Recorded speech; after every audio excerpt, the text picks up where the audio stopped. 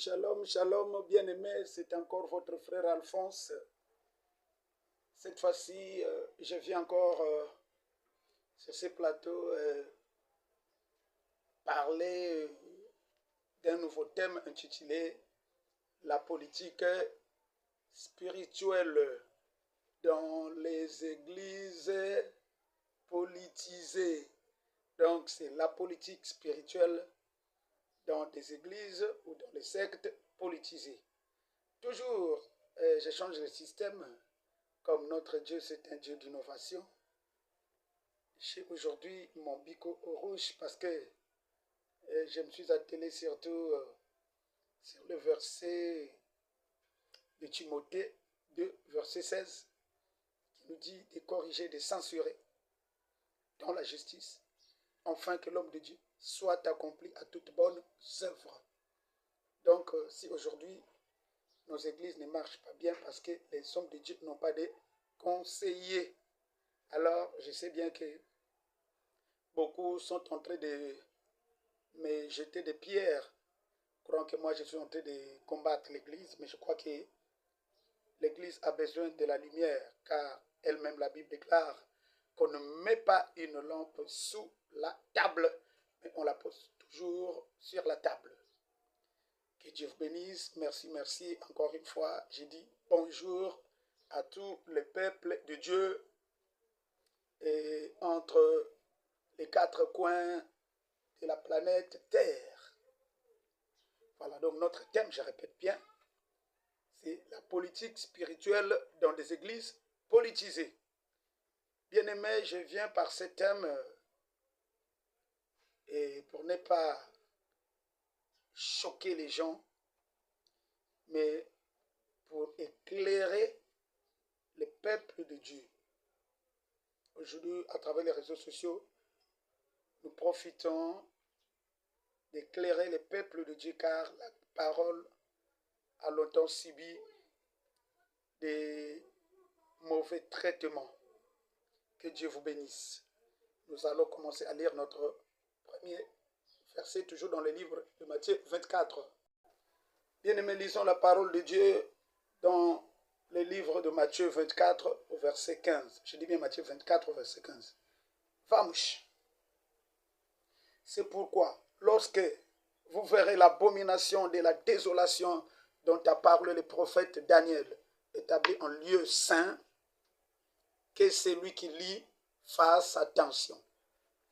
Une très bonne compréhension, je répète. C'est pourquoi lorsque vous verrez l'abomination de la désolation dont a parlé le prophète Daniel, établi en lieu saint, comme l'Église, que celui qui lit fasse attention. Aujourd'hui, l'Église est organisée en classe sociale. Vous voyez vous-même quand vous arrivez dans des églises, les gens sont répartis selon les catégories. Et ces catégories, ce sont des classes sociales. Donc nous avons, au premier rang, les premières chaises, ce sont les riches, les gens posés qui ont des bons boulots, qui ont des gros salaires. Après, vous verrez les moyens, puis plus loin là-bas, les pauvres, surtout quand il pleut, ceux qui sont mouillés là, on les met au coin là, les pauvres là. Mais quand tu es mouillé, même si quand tu viens, tu sors d'une belle caisse ou d'une belle voiture, même si tu es mouillé, on peut te mettre toujours devant.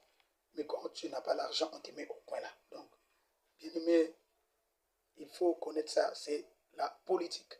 Alors, tout ça, ce sont des abominations.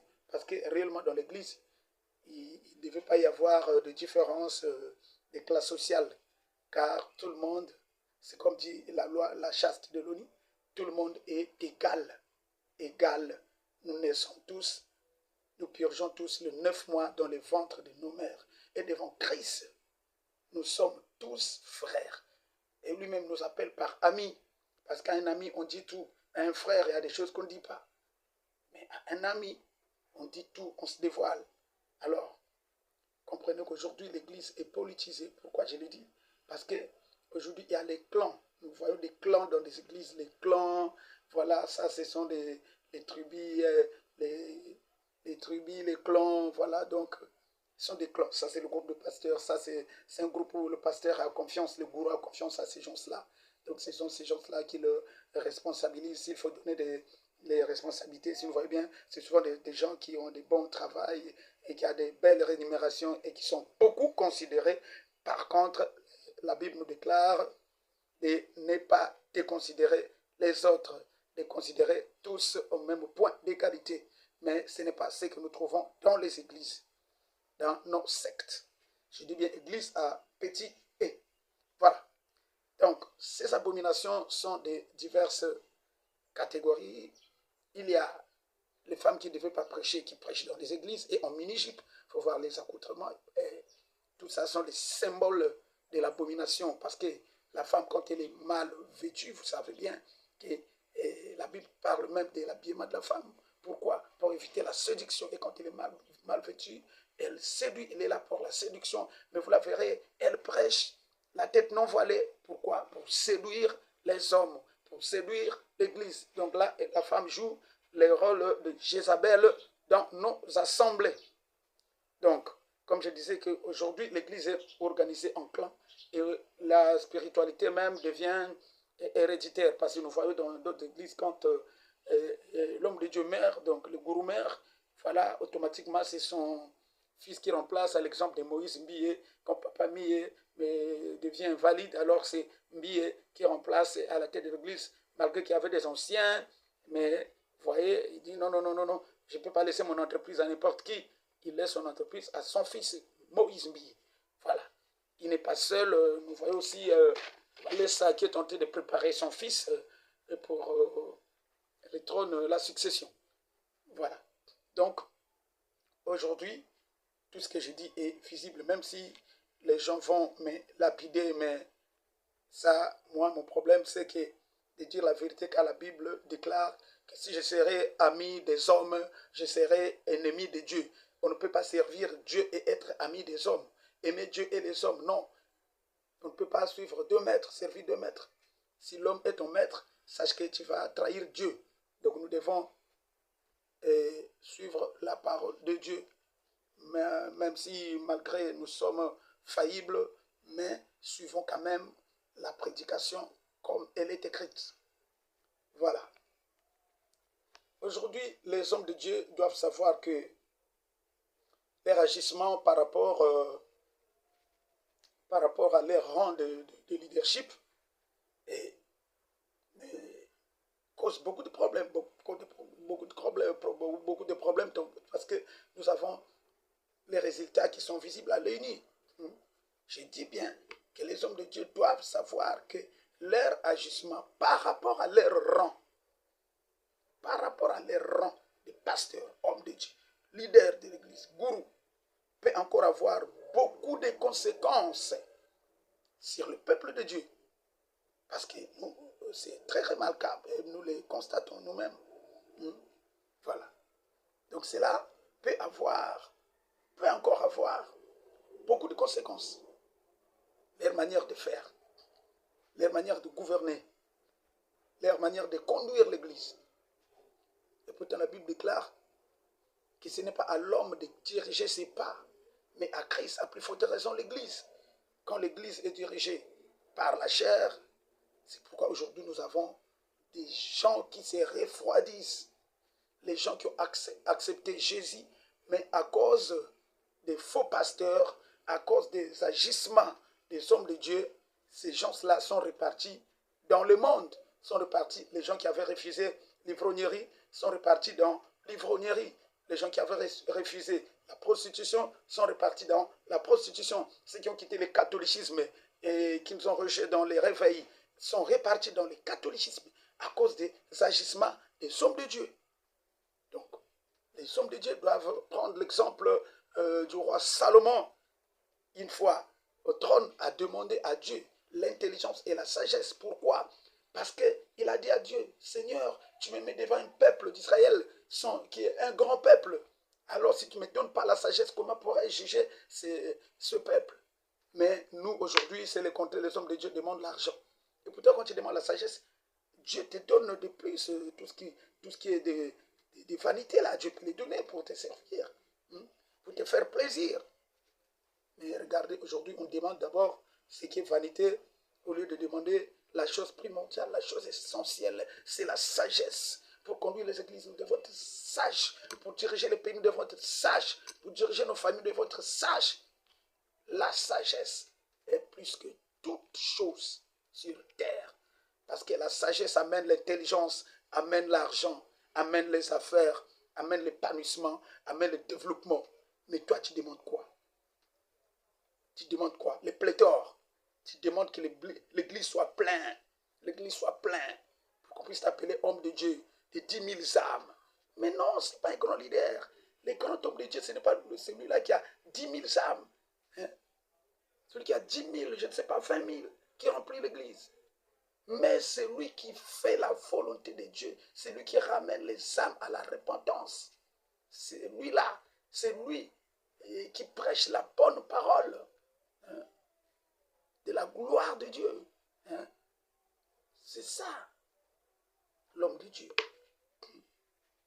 Donc c'est rang, par rapport au rang, par rapport aux manières de faire. Donc les autres même utilisent ces pouvoirs-là, cette opportunité-là d'être sur la chair pour venger les âmes, venger les peuples de Dieu.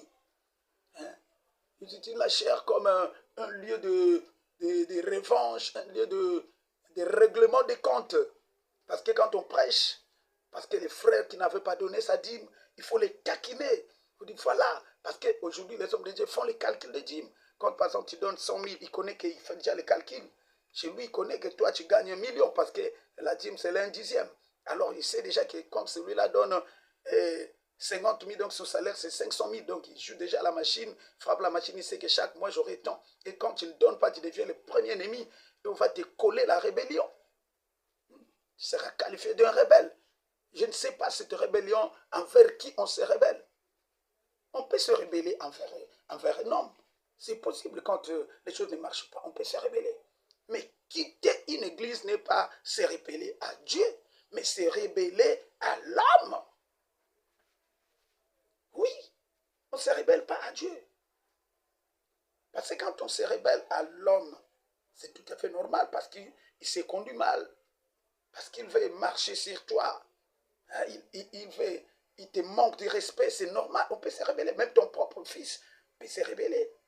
La Bible déclare que n'irritez pas vos fils. De ne pas irriter vos fils. Les fils doivent obéir, bien sûr. Mais papa ne doit pas irriter son fils. Et dans les églises, nous voyons les hommes de Dieu qui marchent même sur les foyers des fils, qui veulent même prendre le pouvoir dans les maisons des fils. Chose grave. Un pasteur ne doit pas être chef d'un foyer. C'est le mari, c'est l'homme qui est le chef de la famille. C'est l'homme qui est le chef de la femme. Ce n'est pas le pasteur qui est le chef des femmes mariées. Non. Le pasteur, c'est le chef de l'église. Alors la maison, Dieu donne encore un pasteur dans la maison. C'est le mari qui est le chef de la femme. Ah oui, nous devons mettre les choses au clair parce que nous confondons. Dans une église où tout le monde ne peut pas parler, il n'y a que les gourous qui parlent et qui se disent même qu'il est le seul prédicateur, vous travaillez sous moi. Ce n'est pas possible. Mais il a 5 ministères. Il peut avoir un évangéliste dans ton église. Tu ne vas pas le faire taire. Ça, c'est tuer ton ministère. Il peut avoir un docteur dans ton église. Voilà. Vous avez vu un hôpital qui n'a qu'un seul docteur. Chaque domaine, chaque partie du corps humain doit avoir un spécialiste. Mais l'église, c'est le corps du Christ. Un docteur généraliste. Oui, bien sûr. Mais visiblement parlant, nous avons des docteurs dentistes, nous avons des docteurs du système nerveux. Il y a des docteurs qui ne s'occupent que de l'ouïe, de l'oreille. Il y a des docteurs qui ne s'occupent que de la peau. Donc, non, etc., etc. Alors, une église, pour bien remplir, pour bien nourrir le peuple de Dieu, doit avoir les 5 ministères. Je me pose la question de savoir si dans ton église, il a 5 ministères. Est-ce que nos pasteurs peuvent accepter un évangéliste dans son église? Ils peuvent accepter un docteur dans son église? Ils peuvent accepter tous les 5 ministères dans ton église? Non. Tu dis que tu es le seul. Depuis des dizaines d'années, tu es le seul. Parce que tu as peur que les autres viennent gérer ton patrimoine. Donc, vous devez savoir que si vraiment vous êtes les pasteurs des églises de Christ, ces églises-là ne sont pas vos églises, mais c'est les églises de Dieu qui doivent être dirigées par Dieu, qui doivent être dirigées par lui-même, Christ, qui est la tête de l'église. Je martèle. Ça, ce n'est qu'une remédiation que je fais, parce que dans chaque prédication, je parle, Dieu m'amène toujours là, pour marteler là. Pourquoi? Parce qu'il y a quelque chose, il y a un, ça ne va pas. Donc l'agissement des hommes de Dieu, l'agissement des hommes de Dieu, les hommes de Dieu qui bricolent les miracles, qui s'entendent avec les gens, qui payent même les dollars, beaucoup d'argent pour fabriquer des miracles à l'église. Que les gens portent des plâtres mensongères pour venir distraire l'église, pour faire croire au peuple de Dieu que vraiment il a fait des miracles. Mais les miracles, c'est tous les jours. Et d'ailleurs, qui doit faire les miracles? La Bible ne dit pas que voici les miracles qui fera l'homme de Dieu. Non, la Bible déclare, voici les miracles qui suivront ceux qui auront cru. C'est ça les miracles. Donc si tu crois, tu feras des miracles. Ce n'est pas être un homme de Dieu, un évangéliste, un prédicateur. Non, tout le monde peut faire les miracles. Il suffit de croire. Mais toi, tu fais croire aux gens qu'il n'y a que toi qui fais les miracles. Et c'est toi qui fais. Alors si tu les fais, c'est par un pouvoir démoniaque. Oui, si tu les fais par un pouvoir démoniaque. C'est ça.